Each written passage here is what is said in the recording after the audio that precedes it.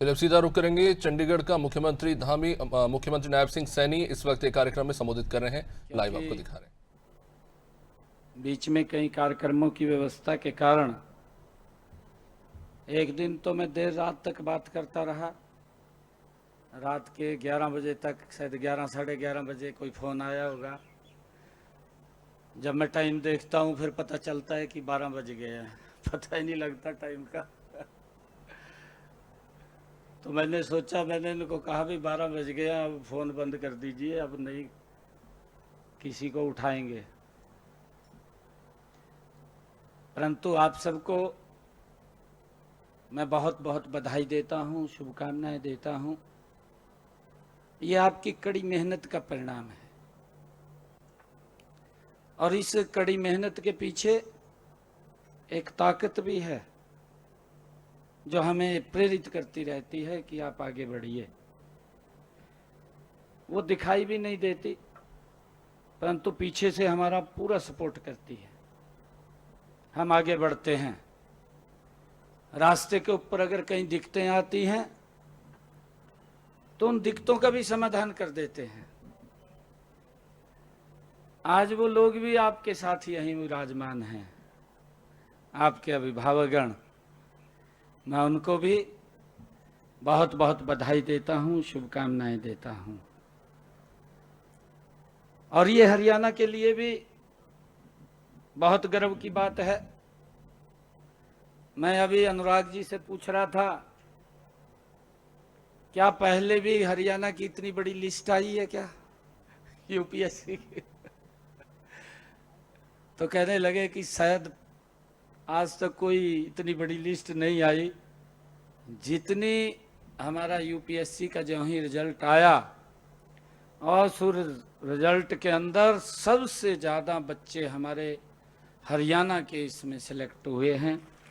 मुझे ये खुशी भी है कि हमारा युवा आज मेहनत कर रहा है, आज संघर्ष करता है। और जब मेहनत करता है तो उसके परिणाम आते हैं। परिणाम छुपते नहीं हैं। ये आपकी उस परिश्रम की, आपकी उस मेहनत की ये पराकाष्ठा है। कई बार बोल देते हैं कि मेहनत इतनी करो कि विजय शोर मचा दे।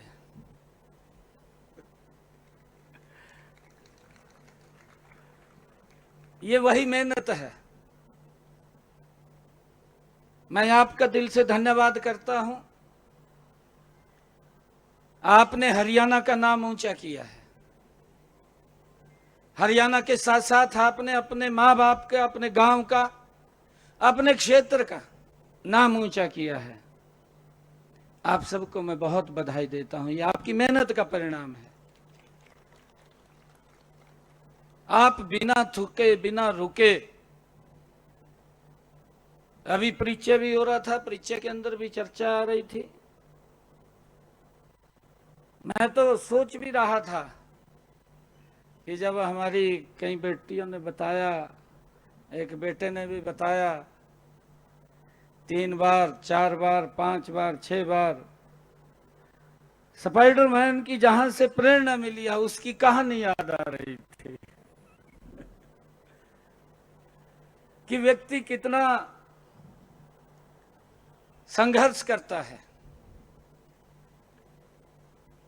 अगर 1-2 बार, जैसा भी बीच में बताया भी है कि माँ बाप ने भी कहा कि और कुछ कर लीजिए, कि आप इसी की तरफ ध्यान दे रखा है, परंतु नहीं। हमारा लक्ष्य, हमारा टारगेट जो हमने सोचा है उसको अचीव किया है। मैं इसके लिए आप सबको बहुत बहुत बधाई देता हूं, शुभकामनाएं देता हूं। उस लक्ष्य के ऊपर आप पहुंचे हैं। अब आपके सामने, क्योंकि अभी तो आप एजुकेशन में थे, पढ़ाई कर रहे थे, अब आपका रास्ता ही बदल गया है। अब आपके सामने जैसा अनुराग जी बता रहे थे कि स्पेसिफिक वर्ग नहीं है, या आपके सामने कोई एक टारगेट नहीं है, आपके सामने बड़ा टारगेट है। हम सोचेंगे भी 140 करोड़ लोगों के हित के लिए विचार करेंगे।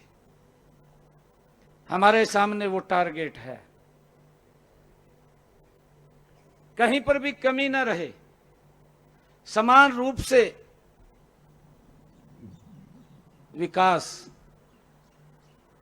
समान रूप से वितरण, बिना भेदभाव के। ये हम धीरे धीरे अभी ट्रेनिंग पे जाएंगे, ट्रेनिंग के अंदर भी हमसे बहुत सारी बातें वो बताई जाएंगी। ट्रेनिंग के बाद हम देश के अलग अलग विभागों, जगहों पर, अलग अलग विभागों में हम सेवाएं देंगे। और मुझे अपेक्षा है कि जहां भी हरियाणा का हमारा छोरा या छोरी होगी तो लठ गाड़ेगी।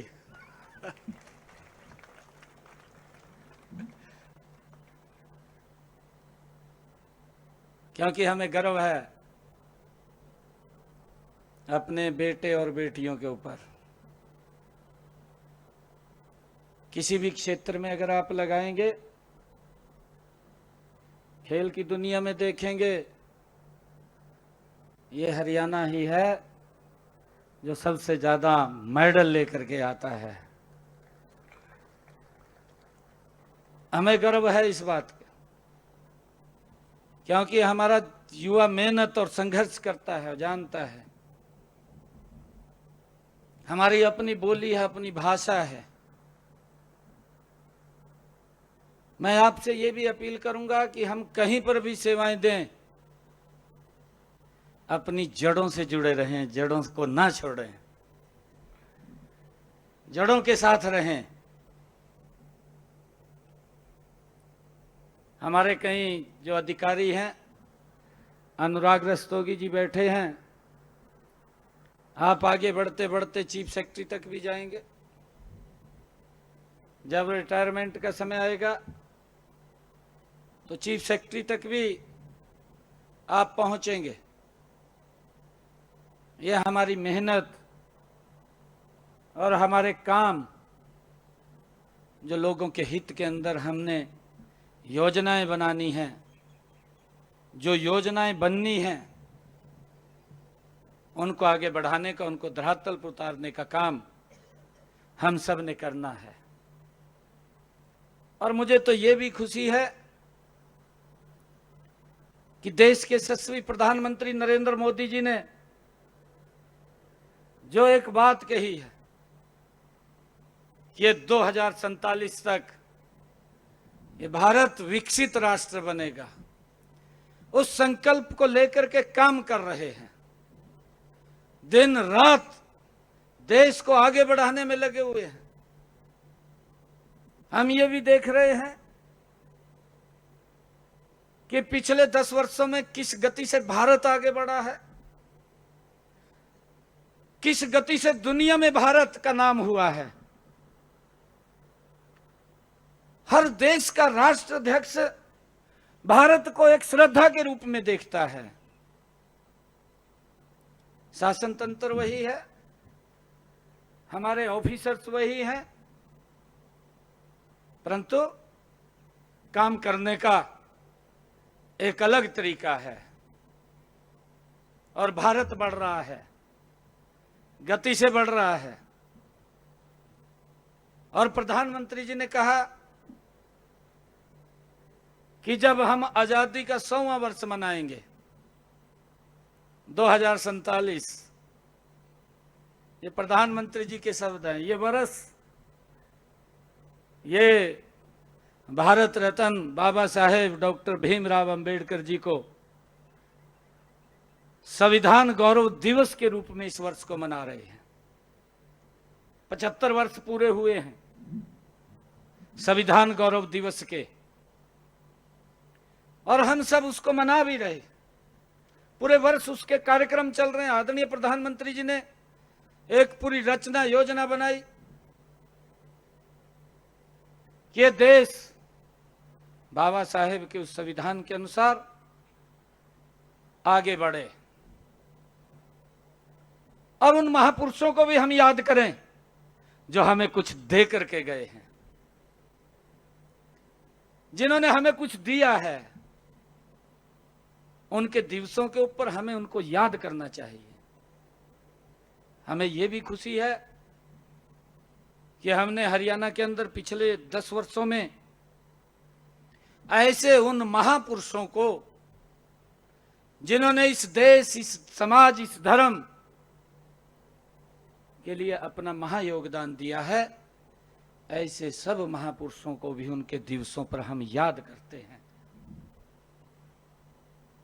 और मेरा आग्रह है, क्योंकि सरकार निष्पक्षता से काम कर रही है, इसका उदाहरण भी हमारे सामने आया है। अभी एक बैच पीछे हमारे एचसीएस अधिकारियों का वो निकला था, ट्रेनिंग करके आए।